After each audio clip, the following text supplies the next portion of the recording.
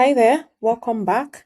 In this video, I'm going to show you very quickly how to switch locations. So if you have multiple locations, you can switch from one location to another just to see, things like maybe your orders, your products, your analytics, your customers, any kind of information that you want to see in your different locations. It's possible by just switching.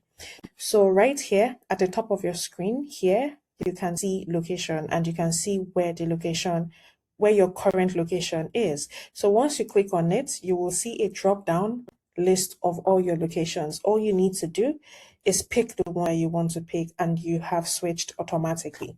So let's say, for example, we go to our dashboard and we're looking at our information here.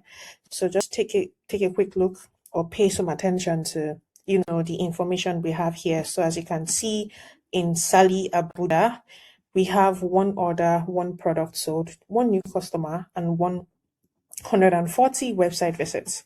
Of course, we also have these numbers here. Now, let's say we want to switch to Sally Lagos. So once we come here, we do this. You can see that the information has now changed, right? You can see that here you have 2 orders and 5 products sold. The website visits also remains the same, but you can see that numbers have changed even here. So that's basically how to switch from location to location.